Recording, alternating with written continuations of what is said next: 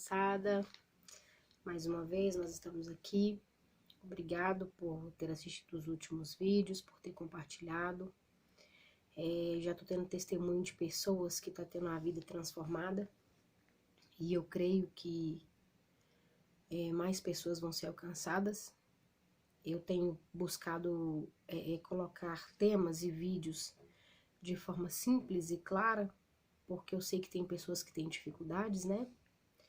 Mas, por outro lado, eu quero agradecer as pessoas que têm acrescentado, que têm comentado, que têm compartilhado, que têm dado dicas. Muito obrigado, porque tudo que vem é um retorno, né?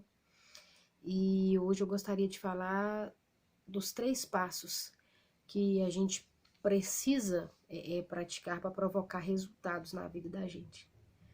E essa tríade de resultados que provoca resultados foi um passo a passo que eu usei para poder alcançar grandes conquistas na minha vida que estavam travadas. E quando eu recebi esse material, eu confesso que eu estudei com muito carinho, li com muito carinho e venho trazer de forma simples porque me ajudou muito. E hoje, né, acho que nós temos aí 3 meses que nós estamos aí iniciando esse projeto. E em 90 dias, né, graças a Deus, o Senhor já tem feito grandes coisas. E uma das coisas que nós precisamos fazer para poder alcançar os resultados é identificar o problema. Nós temos falado muito disso. É identificar qual é a área da sua vida que te desestabiliza, né?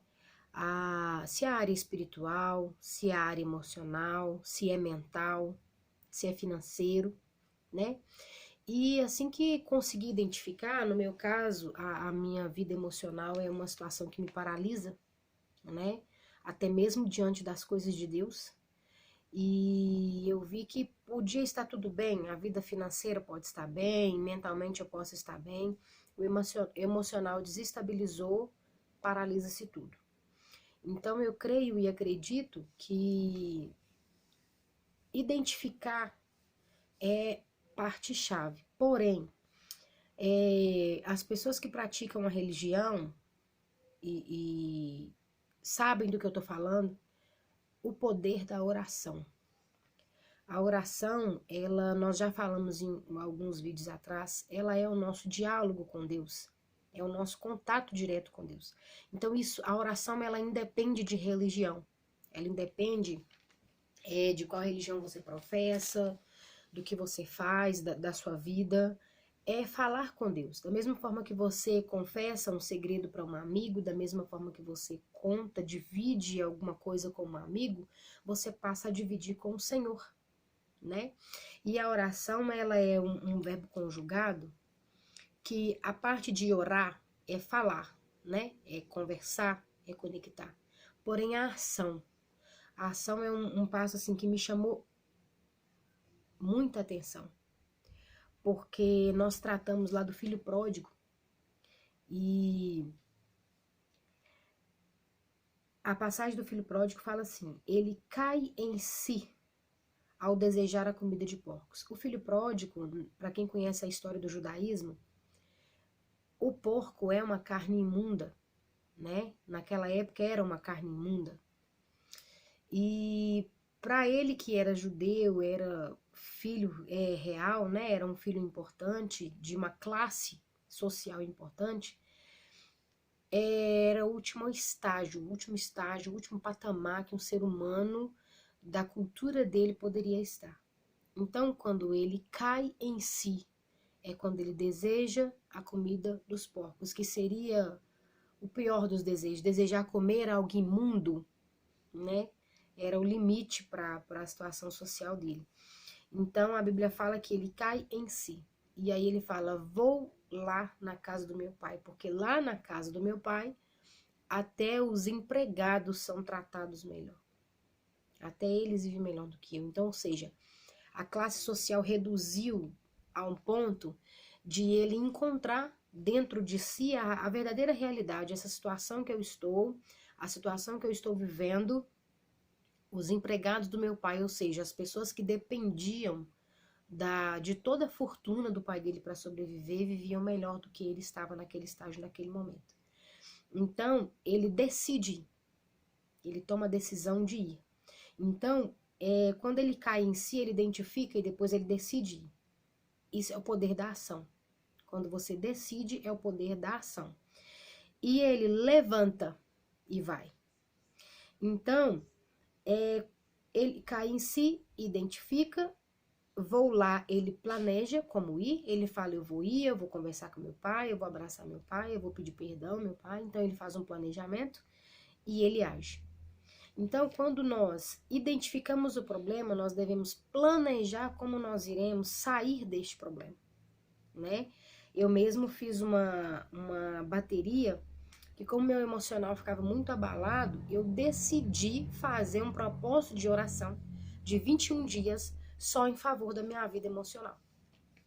E eu falava com Deus assim, Senhor, eu sou uma pessoa próspera em tal área, tal área, tal área, tá tudo bem resolvido, mas a minha vida emocional está um caos, sempre tive dificuldade, e hoje eu oro por essa área.